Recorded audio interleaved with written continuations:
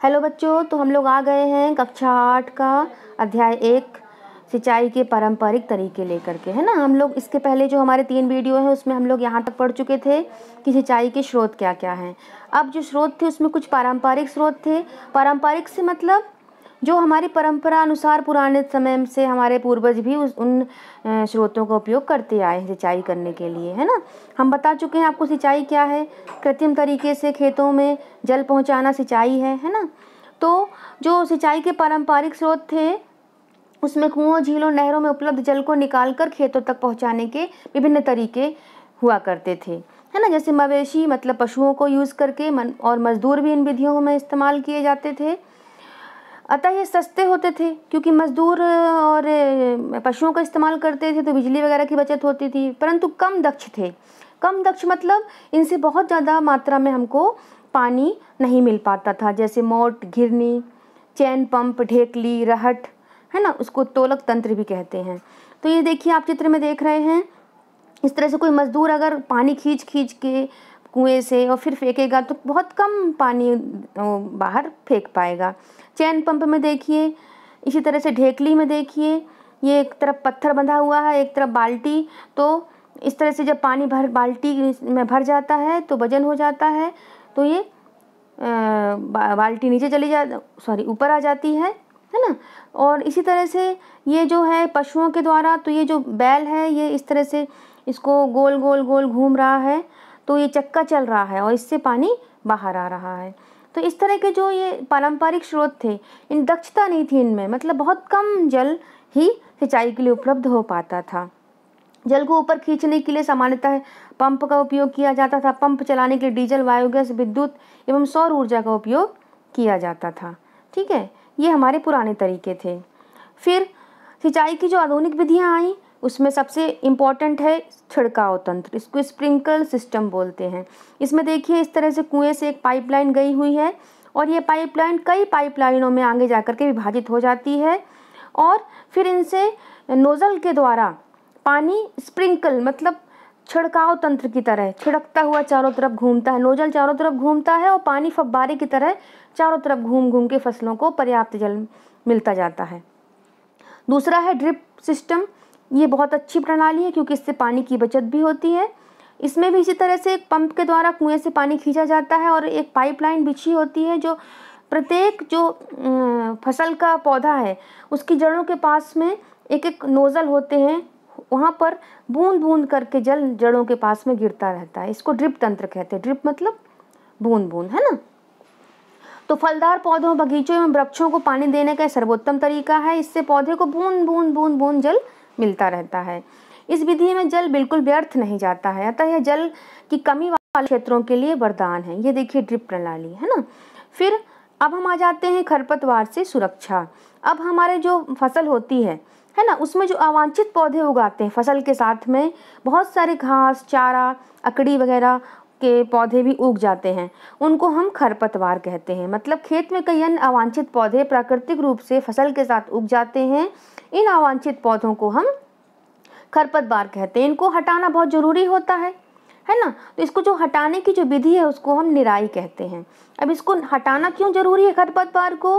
क्योंकि जो हमने फसलों के लिए जल दिया है ना, पोषक पदार्थ, खाद वगैरह डाला और सूर्य का जो प्रकाश जड़ों तक और पौधों तक पहुंच रहा है, उसके लिए ये जो खरपतवार है ये फसल से स्पर्धा करने लगता है। मतलब फसल के लिए जो हमने पानी डाला वो खरपतवार पी लेगा। जो हम पोषक तत्व दे रहे हैं खाद और उर्वरक के माध्यम से, उसका भी अधिकतम भाग खरपतवार यूज़ कर लेगा। और घना खरपतवार होने से फसल घनी हो जाएगी, तो जो सूर्य का प्रकाश है वो भी पर्याप्त मात्रा में फसलों को नहीं मिल पाएगा। इसलिए खरपतवार को अलग करना बहुत ज़रूरी है क्योंकि यह फसलों की वृद्धि पर प्रभाव डालते हैं। अब कुछ खरपतवार कटाई में भी बाधा डालते हैं तथा मनुष्य एवं पशुओं के लिए विषैले भी होते हैं, इसलिए भी इनको अलग करना पड़ता है। खरपतवार को हटाने एवं उनकी वृद्धि को नियंत्रित करने के लिए किसान विभिन्न तरीके अपनाते हैं कि ये खरपतवार ना उग पाएँ। फसल उगाने से पहले खेत जोतने से खरपतवार उखाड़ने एवं हटाने में सहायता मिलती है। खेत जोत देते हैं, जो अपन ने पहले देखा सबसे पहले वीडियो में, उससे भी खरपतवार उखड़ जाती है और हट जाती है ना, ऊपर नीचे पूरी मिट्टी अलट पलट हो जाती है इस कारण। है ना, और खरपतवार फिर सूख करके मर जाती है और मिट्टी में मिल जाती है। अब खरपतवार हटाने का सर्वोत्तम समय उनमें पुष्पण में बीज बनने से पहले का होता है। अगर खरपतवार में पुष्प ना निकले हों, बीज ना बने हों, तभी इनको हटा देना चाहिए, क्योंकि अगर बीज बन गए तो बीज पूरी ज़मीन में झड़ जाएंगे तो नए पौधे तुरंत खरपतवार के उत्पन्न हो जाएंगे, है ना। तो क्या किया जाता है इसके लिए, भूमि के निकट से काट काट कर समय समय पर इनको हटा दिया जाता है। इसके लिए खुरपी या हैरो की सहायता से खरपतवार को हटाया जाता है। इसको मैंने बताया अभी आपको कि इस हटाने की जो विधि है खरपतवार को, उसको निराई कहते हैं हम लोग, है ना।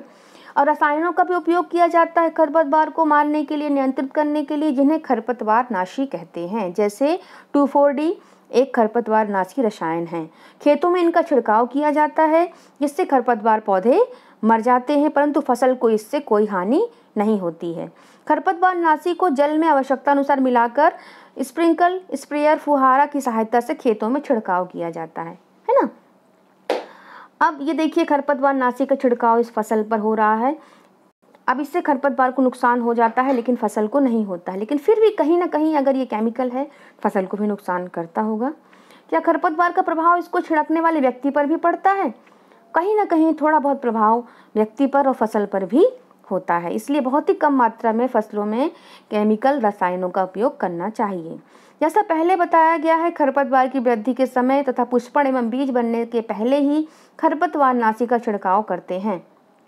खरपतवार नाशी के छिड़काव से किसान के स्वास्थ्य पर भी प्रभाव पड़ सकता है, अतः उन्हें इन रसायनों का प्रयोग सावधानी पूर्वक, है ना, छिड़काव करते समय अपना मुंह और नाक कपड़े से ढांक लेना चाहिए, तब करना चाहिए। हाथों में भी ग्लव्स पहन लेने चाहिए।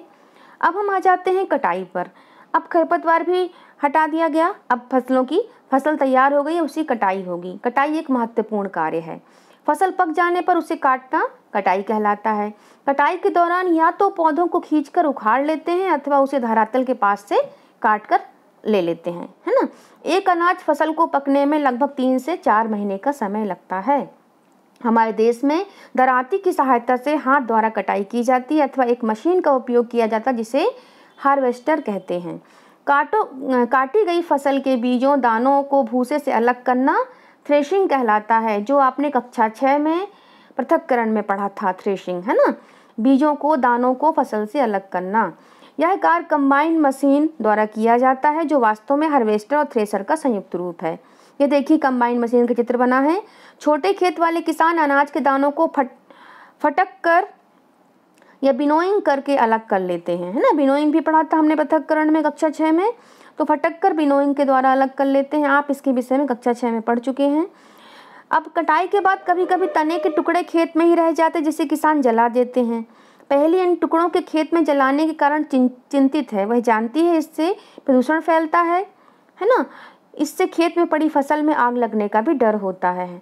जैसा कि आपने इस साल पढ़ा होगा कि दिल्ली में बहुत प्रदूषण हो गया था, क्योंकि आसपास हरियाणा के किसानों ने खेत में पराली या जो डंठल होते हैं उनको जलाया था। अब कटाई पर बहुत सारे, हमारा जो देश है अलग अलग राज्यों का देश है, और जब यहाँ पर कटाई होती है तो उस समय को स्वर्णिम दानों से भरी खड़ी फसल किसानों के हृदय में उल्लास एवं अच्छे समय का भाव संचारित कर देती है और उसको खुशी के रूप में मनाते हैं, क्योंकि अब किसान को थोड़ा आराम करना है, कटाई हो गई है, फसल आ गई है ना। तो अब लास्ट में हमारा अब रहेगा भंडारण। तो भंडारण हम अगले अपने वीडियो में देखेंगे और उसके बाद हम उसी वीडियो में इसके प्रश्नोत्तर भी करेंगे। ठीक है बच्चों, धन्यवाद।